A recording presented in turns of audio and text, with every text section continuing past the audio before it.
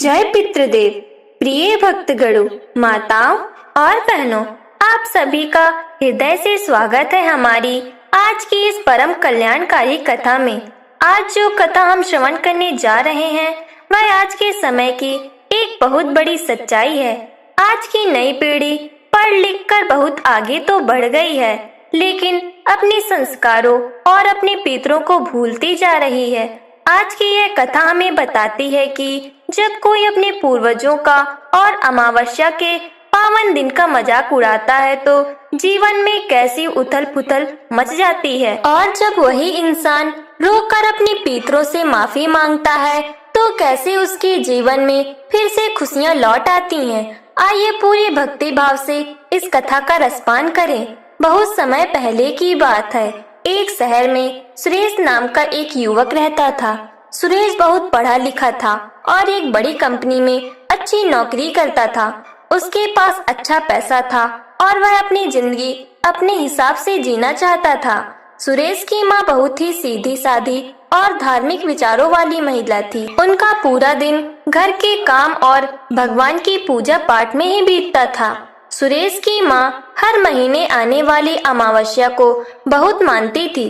अमावस्या के दिन वह सुबह जल्दी उठकर स्नान करती, घर को साफ करती, पितरों के नाम से भोजन बनाती और एक छोटा सा दीपक जलाकर पितरों को याद करती थी। उनका मानना था कि हमारे पितर ही हमारे घर के देवता हैं और उनका आशीर्वाद होना बहुत जरूरी है। लेकिन मेरे प्यारे दर्शकों, सुरेश इन सब बातों को बिल्कुल नहीं मानता था। उसे लगता था कि यह सब केवल पुराने जमाने के अंधविश्वास हैं। जब भी उसकी माँ अमावस्या की पूजा करती, सुरेश उनका मजाक उड़ाता था। वह हंसते हुए कहता, माँ, तुम भी किन पुरानी बातों में उलझी रहती हो। जो लोग इस दुनिया से चले गए वे लौटकर तुम्हारा भोजन खाने थोड़ी ही आएंगे। यह सब केवल मन का वहम है। इन सब में समय बर्बाद मत किया करो। बेचारी माँ उसकी बातें सुनकर बहुत दुखी होती थी। वह सुरेश को समझाती, बेटा ऐसा मत बोल, पितरों का आशीर्वाद बहुत जरूरी होता है। हम जो कुछ भी हैं उन्हीं की वजह से हैं। अगर हम उन्हें याद नहीं करेंगे तो कौन करेगा। लेकिन सुरेश पर अपनी माँ की इन बातों का कोई असर नहीं होता था। वह अपना चश्मा पहनता और पैर पटकते हुए अपने ऑफिस चला जाता। माताओं और बहनों, कथा में आगे बढ़ने से पहले मेरा आप सभी से एक बहुत ही छोटा और प्यारा सा आग्रह है। अगर आप भी मानते हैं कि हमारे पितरों का आशीर्वाद हमारे जीवन के लिए बहुत जरूरी है तो इस वीडियो को सच्चे मन से एक लाइक जरूर कर दें और हमारे इस चैनल से जुड़ जाएं, ताकि ऐसी ही सच्ची और ज्ञानवर्धक कथाएं हम आप तक पहुंचाते रहें। समय बीतता जा रहा था। एक बार फिर से पितृ अमावस्या का दिन आ गया। सुरेश की माँ ने सुबह से ही घर में पूरी सफाई की और पितरों के लिए खीर पूड़ी बनाई। दोपहर के समय जब सुरेश ऑफिस जाने के लिए तैयार हो रहा था तो उसकी माँ एक लोटे में जल और थोड़े से काले तिल लेकर उसके पास आई। माँ ने बहुत ही प्यार से कहा, बेटा सुरेश, आज बड़ी अमावस्या है, तो बस 1 मिनट का समय निकाल ले। यह जल अपने पितरों का ध्यान करके बाहर तुलसी के पास चढ़ा दे, तेरा बहुत भला होगा। सुरेश को यह देखकर बहुत गुस्सा आ गया। उसने अपनी माँ के हाथ से वह लोटा झटक दिया। लोटे का सारा जल जमीन पर गिर गया। सुरेश चिल्लाते हुए बोला, मैंने तुमसे कितनी बार कहा है माँ कि मुझे इन सब फालतू के कामों में मत घसीटा करो। मेरे पास इन ढकोसलों के लिए कोई समय नहीं है। मेरी मीटिंग का समय हो रहा है और तुम मुझे ये पानी चढ़ाने को कह रही हो। आज के बाद मुझसे ये सब मत कहना। इतना कहकर सुरेश गुस्से में बड़बड़ाता हुआ घर से बाहर निकल गया। पीछे से माँ सिसक सिसक कर रोने लगी। उनका दिल टूट गया था।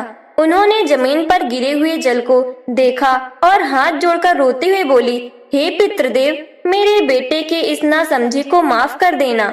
उसे अभी सही गलत की पहचान नहीं है। सुरेश ऑफिस तो चला गया, लेकिन उस दिन उसका मन किसी भी काम में नहीं लग रहा था। एक अजीब सी बेचैनी उसके अंदर घर कर गई थी। शाम को जब वह थका हारा घर लौटा तो बिना कुछ खाए पिए सीधा अपने कमरे में जाकर बिस्तर पर लेट गया। रात का समय था। पूरा शहर गहरी नींद में सो रहा था। सुरेश भी सो गया था। लेकिन तभी आधी रात के समय सुरेश को एक बहुत ही डरावना और अजीब सा सपना आया। उसने सपने में देखा कि वह एक बहुत ही सुनसान और अंधेरी जगह पर खड़ा है। वहाँ पानी की एक बूंद भी नहीं है। तभी उसने देखा कि कुछ धुंधली और उदास परछाइयां उसकी तरफ बढ़ रही हैं। उन परछाइयों के चेहरे बहुत ही उदास थे। उनके गले सूखे हुए थे। वे परछाइयां सुरेश की तरफ हाथ बढ़ाकर पानी मांग रही थीं। वे कह रही थीं, बेटा हम प्यासे हैं, हमें थोड़ा जल दे दे, हम तेरे ही पूर्वज हैं। सुरेश सपने में बहुत घबरा गया। वह पीछे हटने लगा। तभी उन परछाइयों ने अपना चेहरा मोड़ लिया और बहुत ही निराशा के साथ वहां से दूर जाने लगी। जाते जाते एक गहरी और भारी आवाज आई, जो अपनों का सम्मान नहीं करता उसे जीवन में कभी शांति नहीं मिलती। सुरेश एकदम से पसीने में लथपथ होकर बिस्तर से उठ बैठा। उसकी सांसें बहुत तेज चल रही थीं। उसका दिल जोर जोर से धड़क रहा था। उसे समझ नहीं आ रहा था कि यह क्या था। उसने पास रखा पानी का गिलास एक ही घूंट में पी लिया, लेकिन उसके सीने का वह भारीपन बिल्कुल कम नहीं हो रहा था। अगली सुबह जब सुरेश सोकर उठा तो उसे अपने शरीर में बिल्कुल भी ताकत महसूस नहीं हो रही थी। उसका सिर दर्द से फटा जा रहा था। उसने सोचा कि शायद काम की थकावट की वजह से ऐसा हो रहा है। वह तैयार होकर ऑफिस के लिए निकल गया। लेकिन मेरे प्यारे दर्शकों, उस रात के सपने के बाद से सुरेश के जीवन में एक भयंकर तूफान आ गया था। उस दिन ऑफिस पहुंचते ही उसे पता चला कि जिस बड़े प्रोजेक्ट पर वह पिछले 6 महीने से दिन रात मेहनत कर रहा था, वह अचानक किसी और कंपनी को मिल गया है। उसके बॉस ने उसे सबके सामने बहुत बुरी तरह से डांटा और नौकरी से निकालने की धमकी भी दे दी। सुरेश पूरी तरह टूट चुका था। उसे समझ ही नहीं आ रहा था कि अचानक यह सब कैसे हो गया। लेकिन यह तो केवल शुरुआत थी। मुसीबतें तो अभी और बढ़ने वाली थीं। उस दिन जब सुरेश भारी कदमों और टूटे हुए मन से घर वापस आया तो उसकी माँ ने उसका उतरा हुआ चेहरा देखकर तुरंत पूछा, क्या हुआ बेटा, तू इतना परेशान क्यों लग रहा है? ऑफिस में सब ठीक तो है ना? सुरेश का मन पहले से ही बहुत चिड़चिड़ा हो रहा था। अपनी माँ का सवाल सुनकर वह एकदम से भड़क गया और बिना सोचे समझे अपनी ही माँ पर चिल्लाने लगा। क्या ठीक है? कुछ भी तो ठीक नहीं है। मेरा सबसे बड़ा काम मेरे हाथ से निकल गया और आपको बस सवाल पूछने हैं। मुझे अकेला छोड़ दो। इतना कहकर वह अपने कमरे में गया और जोर से दरवाजा बंद कर लिया।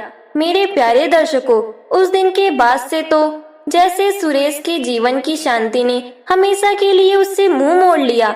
जो घर कभी स्वर्ग जैसा लगता था, वहाँ अब हर वक्त एक अजीब सा भारीपन और उदासी छाई रहती थी। माँ और बेटे के बीच बिना किसी बात के छोटे छोटे झगड़े होने लगे। सुरेश का मन किसी काम में नहीं लगता था। दिन भर उसे एक अजीब सी बेचैनी घेरे रहती थी। रातों की उसकी नींद पूरी तरह से उड़ चुकी थी। जब भी वह आंखें बंद करता, उसे वही प्यासी और उदास परछाई दिखाई देती जो उससे जल मांग रही थी। एक रात सुरेश अपने कमरे की खिड़की के पास बैठा हुआ था। उसकी आंखों से लगातार आंसू बह रहे थे।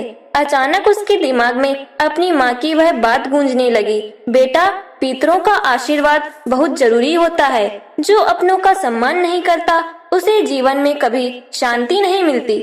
सुरेश को अब अपनी गलती का पूरा एहसास हो चुका था। उसे समझ आ गया था कि उसके जीवन में आई इन परेशानियों का कारण उसका वह अहंकार और वह गलती है जो उसने अमावस्या के दिन पितरों का मजाक उड़ाकर की थी। उसने अपने ही हाथों से अपने पूर्वजों को ठुकरा दिया था। वह उसी समय दौड़कर अपनी माँ के कमरे में गया। माँ उस समय सो रही थी। सुरेश माँ के पैरों के पास बैठ गया और उनके पैर पकड़कर सिसक सिसक कर रोने लगा। बेटे के रोने की आवाज सुनकर माँ की नींद खुल गई। अपने जवान बेटे को इस तरह फूट फूट कर रोते देख माँ का दिल तड़प उठा। उन्होंने तुरंत सुरेश को उठाया और अपने सीने से लगा लिया। माँ ने सुरेश के सिर पर हाथ फेरते हुए उसे ढांढस बंधाया और बोली, क्या हुआ मेरे लाल, तू ऐसे क्यों रो रहा है? मुझे बता, क्या बात है? सुरेश ने रोते हुए अपनी माँ को उस डरावने सपने के बारे में सब कुछ बता दिया। उसने रूंधे हुए गले से कहा, माँ, मुझे माफ कर दो, मुझसे बहुत बड़ा पाप हो गया है। मैंने अपने पितरों का अपमान किया, आपके जल वाले लोटे को फेंक दिया। यह बस उसी की सजा है। मेरा सब कुछ बर्बाद हो रहा है माँ, मुझे बचा लो। मुझे बताओ कि मैं अपनी इस गलती को कैसे सुधारूं। माँ की आंखों में भी आंसू आ गए। उन्होंने सुरेश के आंसू पोंछे और बहुत ही प्यार से समझाते हुए कहा, रो मत मेरे बच्चे। जब इंसान को अपनी गलती का एहसास हो जाता है तो भगवान और पितर दोनों उसे माफ कर देते हैं। हमारे पितर हमसे नाराज जरूर हो सकते हैं, लेकिन वे हमारा बुरा कभी नहीं सोचते। बस कुछ ही दिन की बात है बेटा, अगली अमावस्या आने वाली है। उस दिन तो खुद अपने हाथों से पितरों की पूजा करना और उनसे सच्चे मन से माफी मांग लेना। देखना सब ठीक हो जाएगा। माताओं और बहनों, कथा के इस पड़ाव पर मेरा आप सभी से एक बहुत ही प्यार भरा आग्रह है। अगर आपके दिल को भी यह कथा छू रही है और आप चाहते हैं कि आपके घर परिवार में हमेशा खुशियां बनी रहें, तो कृपया इस वीडियो को लाइक करें और हमारे इस चैनल को सब्सक्राइब जरूर करें। आपका यह प्यार ही हमें ऐसी ही पावन कथाएं सुनाने की प्रेरणा देता है। आखिरकार वह दिन आ गया जिसका सुरेश को बेसब्री से इंतजार था। अगली अमावस्या की सुबह सुरेश सूरज निकलने से पहले ही उठ गया। उसने अच्छी तरह से स्नान किया और साफ सुथरे कपड़े पहने। आज उसकी आंखों में कोई घमंड नहीं था, बल्कि एक सच्ची श्रद्धा थी। शाम ढलने के बाद जब अमावस्या की रात हुई तो सुरेश ने अपने घर की दक्षिण दिशा की ओर मुंह करके एक छोटी सी लकड़ी की चौकी लगाई। वहां उसने अपने हाथों से मिट्टी का एक छोटा सा दीपक जलाया। उसके बाद उसने एक तांबे के लोटे में शुद्ध जल लिया और उसमें थोड़े से काले तिल डाले। दीपक की उस हल्की और पवित्र रोशनी के सामने सुरेश घुटनों के बल बैठ गया। उसने दोनों हाथ जोड़े और उसकी आंखों में आंसुओं की अविरल धारा बहने लगी। सुरेश ने रोते हुए और सच्चे मन से प्रार्थना की, हे मेरे पितृदेवों, हे मेरे पूर्वजों, मैं आपका बहुत ही ना समझा और अज्ञानी बच्चा हूँ। अपने अहंकार में अंधा होकर मैंने आपका बहुत बड़ा अपमान किया। मुझे क्षमा कर दीजिए, मैं अपनी गलती मानता हूँ। कृपया मेरा यह तिल मिला हुआ जल स्वीकार करें और अपनी प्यास बुझाएं। मुझ पर और मेरे परिवार पर अपनी कृपा दृष्टि फिर से बना दे। मुझे माफ कर दें। सुरेश काफी देर तक वहीं बैठकर रोता रहा और अपने पूर्वजों से क्षमा मांगता रहा। उस रात जब सुरेश सोने गया तो उसके मन का सारा बोझ और सारी बेचैनी जैसे कहीं गायब हो गई थी। प्रिय भक्तगणों, सच्चे मन से मांगी गई माफी कभी खाली नहीं जाती। उस रात सुरेश को फिर से एक सपना आया, लेकिन इस बार सपना डरावना नहीं। उसने देखा कि वही सफेद कपड़ों वाली परछाइयां उसके सामने खड़ी हैं, लेकिन इस बार वे उदास नहीं थीं। उनके चेहरे पर एक बहुत ही प्यारी और संतोष भरी मुस्कान थी। उनमें से एक बुजुर्ग आगे आए। उन्होंने सुरेश के सिर पर प्यार से हाथ रखा और उसे सुखी रहने का आशीर्वाद दिया। अगली सुबह जब सुरेश की आंख खुली तो कमरे में जैसे एक नई रोशनी फैल गई थी। उसके मन में इतनी शांति थी जो उसने कई महीनों से महसूस नहीं की थी। वह उठा, अपनी माँ के पैर छुए और खुशी खुशी ऑफिस गया।